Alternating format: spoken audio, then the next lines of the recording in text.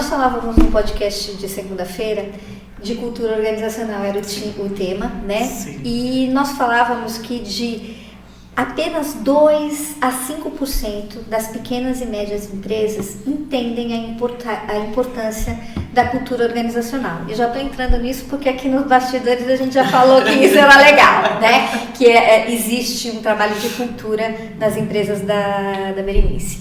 Então eu queria que você contasse pra gente o que é essa história de cultura organizacional na prática das tuas duas empresas, pra gente trabalhar os exemplos dessas coisas que a gente tem falado tanto no podcast. E segura que é importante o seguinte, né? Cultura organizacional, e a gente vem falando aqui já em alguns podcasts, o que ela vai dizer agora vai mostrar que você que é pequeno como ela, você também pode fazer o que ela vai ensinar pra gente agora. É com você. Isso, para mim, é um dos temas mais importantes que existe para o sucesso de um negócio. Né? Até olhar para a câmera também. Sim. Isso. O que é a cultura organizacional, né? É exatamente a essência da tua empresa. A cultura é a tua essência. O que você acredita? Quais são os seus valores? Como é que você toca o teu negócio, né? Cultura organizacional é você. Então, não tem como você falar assim... Eu quero a minha empresa organizada, eu quero a minha empresa seguindo processos, eu quero a minha empresa comprometida com o sucesso do cliente. Quando você quebra processo, quando você fala assim, quem manda aqui sou eu que sou o dono, né? Eu falo que é o dono da firma, né? Não é o dono da empresa, porque é diferente, né? Quando você não dá o exemplo. Então, se nós queremos uma empresa séria, organizada, seguindo processos e respeitando os nossos colaboradores, os nossos clientes, eu tenho que fazer a mesma coisa. Eu preciso. Então, eu fico pensando, se você tem um funcionário ou 1000, pergunta para o teu funcionário o que é, como é que você enxerga aqui a empresa? O que é a empresa para você? Porque nós que estamos lá aqui no topo, gente, a gente é top down, a gente é exemplo para os demais. Né? Então, cultura organizacional nada mais é que a essência da empresa. É como que ela funciona. Eu estou ausente. Como é que a minha empresa funciona? Existem processos que, se eu estou respeitando aquilo que eu ajudei a construir, porque o que acontece nas pequenas e médias empresas, doutor Reginaldo, é que o dono é o problema.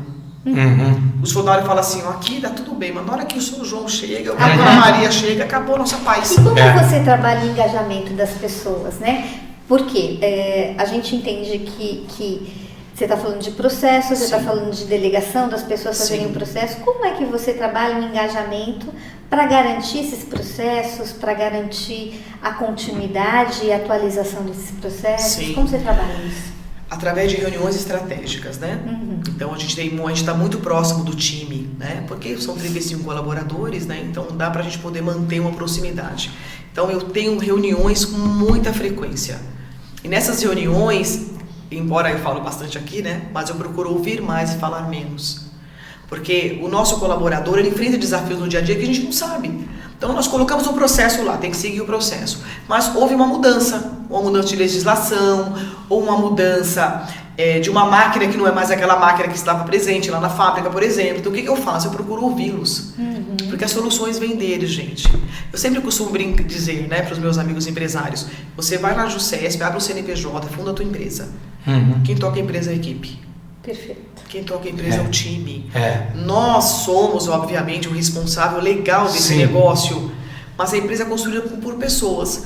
E quanto mais as pessoas estejam engajadas em respeitar o processo, muito mais a empresa começa a evoluir de uma maneira mais tranquila, mais organizada.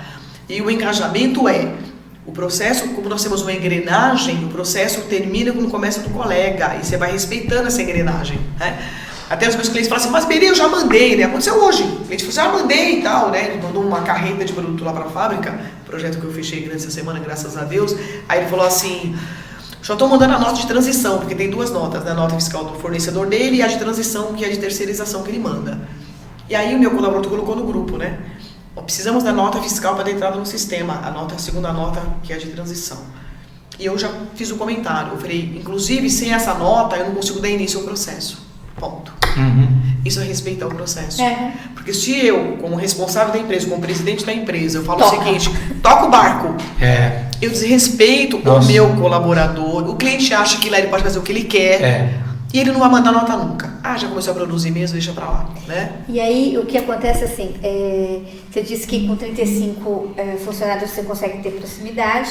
Aumentando o número de funcionários, obviamente você vai ter líderes muito bem capacitados para tocar o teu papel, né? Sim. Mas o que acontece é que quando as pessoas estão imbuídas desse espírito, desse engajamento, as pessoas começam a ser um pouco mais autônomas, né? Sim. E tomar decisões, né? No processo. Para você garantir que o seu processo toque, que essas decisões que as pessoas tomem sejam adequadas, você precisa necessariamente ter essa comunicação, ter esse engajamento, ter os processos, né? Então, quando a gente fala de cultura organizacional, a gente não fala de uma coisa engessada. A gente fala de ter processos sim, mas de ter pessoas que possam ter autonomia para tocar esse processo, desde que a comunicação seja mantida a cada momento. Não? Exatamente, Silvia. É assim, é o acordo. Né? Como é que vamos funcionar aqui na nossa empresa? Né? Nós vamos abrir que horas? Que hora que a gente vai começar? Que hora que é o cafezinho? Regras são importantes, né? Qual que é o café? Né? A maioria das empresas da indústria de cosméticos não tem café da tarde. Acho que é um luxo. Na minha empresa temos 15 minutos de café. Porque eu entendo que o funcionário chega do meio-dia até a 1, quando é 3 horas ele vai estar com fome, né? Então para lá, toma um cafezinho dele 15 minutos, mas é 15 minutos. E nisso eu sou muito enérgica, não é 16. É 15 minutos, né? Então a gente acordamos, a gente põe no papel, pode ser papel de pão mesmo. Como é que a nossa empresa vai funcionar? Vamos falar aqui, por favor, João, Manuel, Pedro, coloca aqui. Vamos fazer esse documento, faz sentido para vocês? Porque processos também são discutidos com a equipe. Não é impositivo. Não é GA. Não é de cima para baixo. Sabe o que é GA, né? O que é GA? Goela abaixo. Goela abaixo. Não é assim. Não é GA. Não. É discutido. Nós temos que ouvir e eles vão falar. Não, olha, Berê, isso aqui não vai funcionar não. Até hoje, eles falam, Berê, mas assim, ó, dessa forma não é possível. Porque essa máquina não dá essa produtividade que você está pensando. Eu falei, poxa, é verdade. Tá ok. E a gente vai ouvi-los, vamos mapear o processo, colocamos, documentamos. Todo mundo assinou com tá bonitinho. Senta aqui pra mim. Tá de acordo, isso aqui faz sentido para você? Começa a seguir aquilo. E você vai começar a seguir uma rotina. Então isso vai entrar no automático. E para o próprio dono de empresa, né, mesmo ele sendo pequeno, tendo 1 ou 2 funcionários, ele vai ter um pouco mais de paz. Porque empreender com tranquilidade, com paz, traz felicidade para ele.